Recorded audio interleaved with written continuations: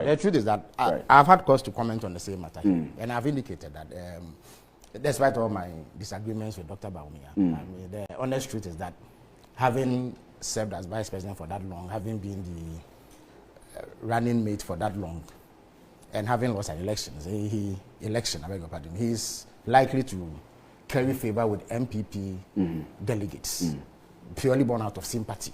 The fact that, he's made some effort, so let us push him so that he's able to add a bit more effort to win the election. So that, for me, is really not an issue. It won't be surprising that he emerges. The last time round, when he had all the establishment backing him, he clawed just above 60% or so. This time, he does not appear to have the backing of the establishment. And I've said it here before. They may deny it, but everything indicates that he doesn't have the support of President Akufo-Addo either. Because you see key Akufo-Addo supporters, people who are extremely loyal and are currently even working around President Akufo-Addo, even in his capacity as former president, supporting Brian Agyapong. So it gives indication that perhaps the establishment support is elsewhere.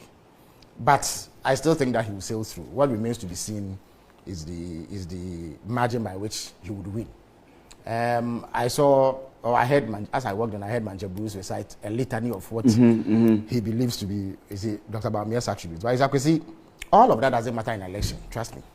Because all the qualities that Manje Bruce listed, and all the qualities that my brother here would have listed about him, and what his supporters will say about him, you can find in 1,001 people in Ghana.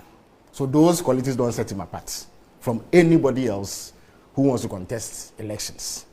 The defining thing for the electorate, and you see, the Ghanaian electorate, as is the case with every electorate everywhere in the world, are rational decision makers. When they go to the polls to vote, they vote because of something. 99.9% of those who go and vote do not have any personal affiliation or connection with the people contesting elections. They don't know them. They are not their family members. They are not their friends. They may not even have seen them before. What defines their decision making is what they expect will be the outcome of that decision. And we have seen Dr. Bawumia before. They touted his credentials. Indeed, they attribute every policy implemented by the NPP government to him. They say that he implemented 33 policies. Is that not the case? But it's when you put all of those together, the outcome was that they bankrupted the economy. We couldn't pay our debt. Our currency nosedived. There was extreme hardships. They couldn't pay bondholders. We defaulted on our debts. The economy was in a mess. Cost of living was high. People were suffering. And in the particular case of Dr. Bawumia, he is the one that the NPP used to front the economic campaign. So everybody knows that he was the man responsible for running the economy. Indeed, that is what President Akufo-Addo told the people of Ghana. Because around 2018 or so, when they thought that there were some economic achievements to talk about, President Akufo-Addo, and I believe my brother was in parliament at the time, 2017, State of the Nation address, President Akufo-Addo categorically... I was then not in parliament. Okay, sorry about that. President Akufo-Addo, but it's a house of record, so you will find it when you go into the Hansard. President Akufo-Addo categorically stated that whatever economic gains had been achieved at the time was due to the brilliance of Dr. Bawumia. So when the economist turns out, it is Dr. Bawumia who will carry the can, and that is what Ghanaians associate him with. So when he appears on the ballot as the NPP candidate, all that Ghanaians will be to compare their living conditions, their living standards, what they are going through, the state of the economy, with what Dr. Bawumia bequeathed them. And I have said it before and I'll repeat it. For as long as this economy does better than what Dr. Bawumia superintended, I do not see how Ghanaians will entrust him with power. Because what will be the basis for doing so? Especially when voters are rational decision. You forget about the, the hardcore party supporters, NDC, NPP.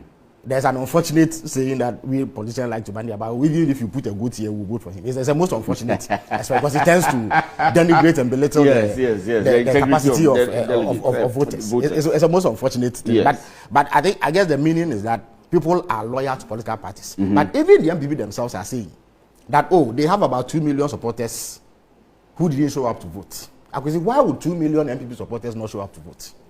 If indeed the MPP had so performed that living conditions were great, the MPP supporters were feeling good about themselves, why would they not go out and vote? Even if we were to accept, I dispute that, but even if we were to accept at face value what they are saying, it means that their own supporters were disappointed in their performance. So they didn't go out to vote for them. That is, if you accept the narrative that they are trying to churn out. So how do you then expect those who do not belong to the NPP to react to Dr. Bawumia if he appears on the ballot? So whereas he is the strongest contender in the current NPP internal primaries, he would also be their biggest weakness going into any election that he contests, for as long as the economy does better than what he inherited. So it is a calculus that NPP delegates must factor in. Sometimes emotions trump sound reasoning.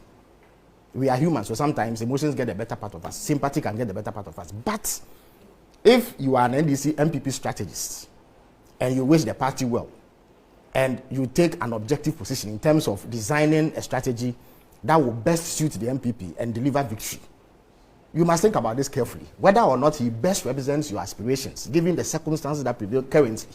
It is not an easy thing to do for many people, but somebody in the NPP must be doing some thinking and analyzing what the stakes may be. The truth is that if you brought, I'm not a fan of Kennedy Agyapong, but trust me, Akwesi, I'm not campaigning for him. He has his own flaws. But the point is that if Kennedy Agyapong was a candidate, there are things you could hold against Dr. Bawumia that you cannot hold against him. At the very least, he is on record to have publicly disagreed and criticized his own party over some of the economic policies. He has that on record. Dr. Bawumia, on the other hand, was vociferously defending that record and projecting it as reason why he should be voted for. So whereas Kennedy Agyapong can distance himself from the poor NPP performance, Dr. Bawumia cannot. But what would he campaign on? It doesn't matter. You see, he can campaign on his own steam. And I'm talking political strategy. He can campaign on his own steam. He can say. Do you strategize for us? No, I'm not strategizing for you. You see, let me finish. If Kennedy Agyapong wins the 2028 elections, will be a foregone conclusion for you. Oh, I'm saying that. Let me finish. No. But if you see, my brother, if you let me land, because of the time, let me land, please. You had your say while I was saying. You see, I'm not campaigning for anybody. I'm telling you what the objective reality is. I'm not the one who will choose an NPP candidate, but I'm telling you that if anybody was doing serious strategizing in the NPP, they will factor these in. Who best represents our interests at the ballot, not the brouhaha and the excitement that surrounds internal primaries. Dr. Bawumia's record is abysmal. He cannot take it to the market. That is the honest truth. The average Ghanaian who today has seen a reduction in the cost of living, and there's an empirical basis for it. At the very least, when he goes to the pump, he buys fuel much cheaper than he did under the NPP. The businessman who gets dollars at a cheaper rate now than the NPP, what business would he have voting for somebody who took the dollar to 17 cedis on the forex market? Why would they vote for somebody like that? Who would want to choose a worse situation over a better situation when the evidence is glaring?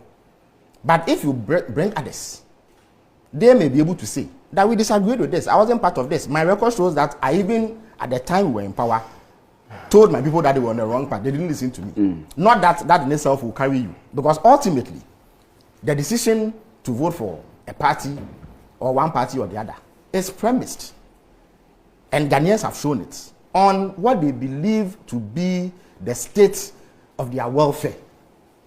It is economic reasons that have informed every change in government, even including military coup d'etats. Why? When Agyapong overthrew Bawumia, what was the reason? Agyapong himself, when he was overthrown, what was the reason? Akwesi, was it not about economic hardships?